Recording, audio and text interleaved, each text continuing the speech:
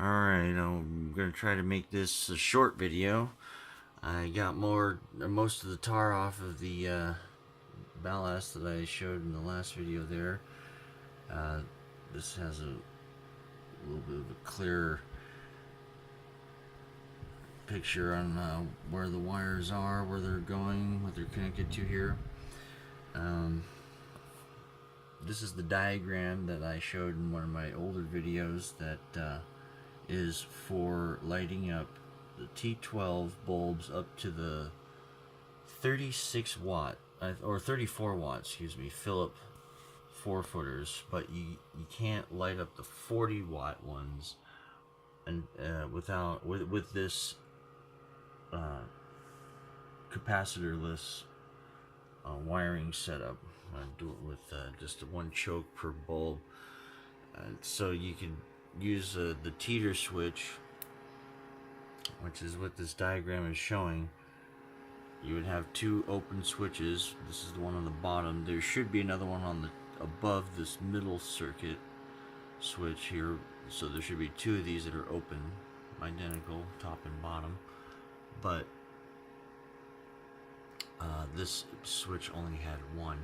It was only meant for lighting one bulb, sadly.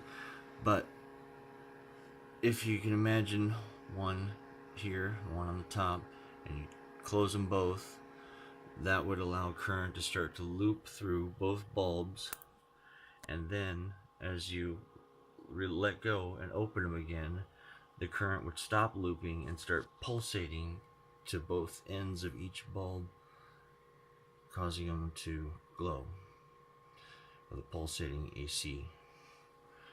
And what you can always tell it's AC lighting, because whenever you look at a fan that's spinning with AC fluorescent lighting, you'll be able to see the shadows. You know, sometimes you'll see them speed up or slow down, or change direction as the fan is speeding up or getting up to speed. I've always been fascinated with light and how it works, especially visual things like that. Been kind of attracted to it ever since I was a kid, but it's nothing really all that spectacular. It's just the AC lighting that's flickering faster than our eyes can really tell, but with the fan motion you can see the flickering. You see how you can see the flickering of the fan blades through, because the light bulb is pulsating its light. It's not just constant like DC CFL lighting. And I just wanted to show the different types of chokes that are out there. This is one of the early basic ones. It's made for lighting up small 15 watt bulbs. This one's made for lighting up 30 watt ring fluorescent bulbs. This one I was able to get to light up the 34 watt 4-foot T12 bulbs. Not they're the Philip energy efficient 4-footers, 34 watt. The 40 watts, this one will not light up, even though the bulbs are the same size. This one right here is out of a bug zapping apparatus. You ever seen one of those, how they have a cage and they have one of those horseshoe like fluorescent bulbs? Well, that horseshoe bulb is being lit up by this choke, same way that you would light up just one bulb from this diagram. You just have the choke with one end of the AC line, you have the other end of the AC line going through the other end of the bulb, and as you close the circuit on the far side of each end, then the current starts to loop, through the filaments, through the two AC lines, and then when you open it, then it just pulsates into the two ends. And as it runs the bulb, it also powers the high voltage winding, just like a transformer does when it wants to transmit power. And instead of transmitting power, it uses a capacitor on the inside. You can see it there.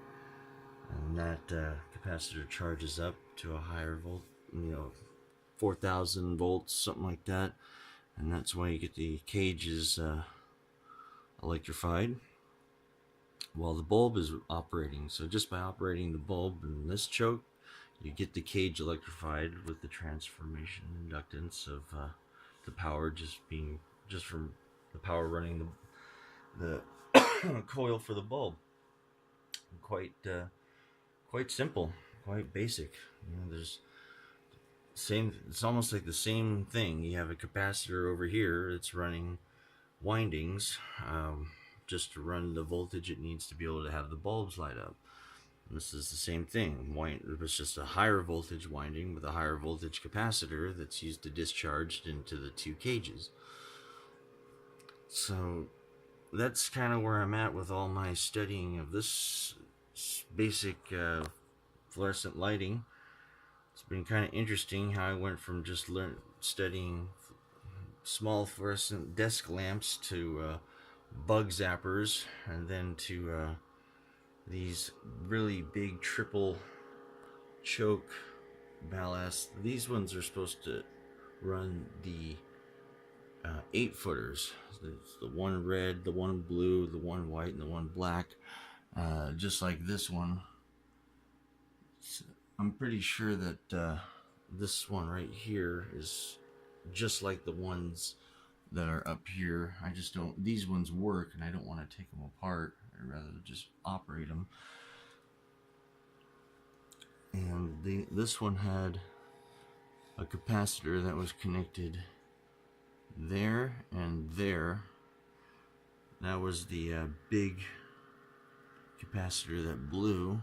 This one, it was connected at those two spots, and it had another capacitor that was connected to over here, which was the red wire and that wire right there. Actually, I'm sorry, I got it backwards. The big capacitor was connected over here, and the smaller one was connected over there. So this one had two capacitors, just like this one had two capacitors. So possibly if I do the same thing with this one, run the bigger capacitor over here and take that one out entirely, I might try that again. But since I got this one running and all, I figured this one out. I understand why it's got the wires spliced into two, why the yellow wires are spliced into two more wires each. I'll have to get into that later. It has something to do with the one I showed in one of my bug zapping cage videos, where you can take a choke, two chokes, and you can have one make the other one, make the bulb brighter. Similar thing that's happening here. It's just a little bit more complex. But this is the one I'm working on and studying now, and yeah, it's like the Big Papa. It's the one it's the 8-foot triple choke ballast, and then you got the double choke, and then the singles. So basically the same idea. When I first started, I thought I was just gonna start to have this one design and just make it bigger and bigger and bigger in scale as the bulbs got bigger. But apparently I was wrong. You have to have them connected together, and you need a capacitor, and it's been quite of educational journey. Right? So hopefully this is a little bit more of a clear layout of what I was trying to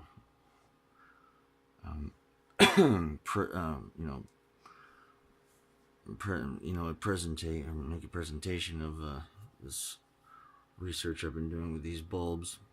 Anyway, I guess I'll stop there. This video is already long enough. So there they all are. The triple choke, single choke, double choke, and the high voltage transformer single choke ballast. One more thing. I think the gauges of the wire are all relatively the same.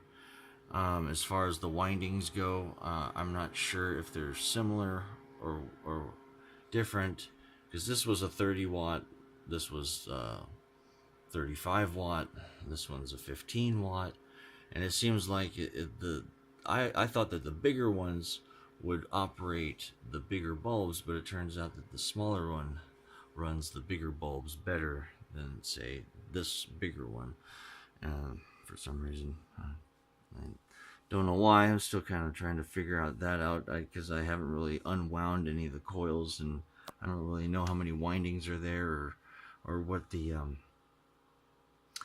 similarity is with all these, because it's the same basic thing. They're just slightly different, and I'm not sure how they're slightly different for their voltages. Maybe it's how many windings they have, but they all look like they have relatively the same gauge or size wire, and maybe a little bit thicker or a little bit thinner, maybe, but they're all relatively close to the same size wires, except for in this one. This one has this relatively the same size wire in the middle coil, but this coil right here has very thin wire, really thin wire. I don't know if you can see it there, and that one's got really thin wire. This one has the same thickness as this one, I believe, but yeah, this one's got thin wire in it. The only one that I've seen that has thin wire.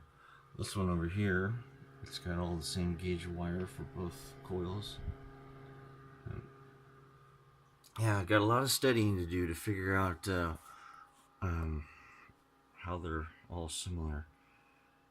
A lot of voltmeter testing. Okay, thank you, and good night.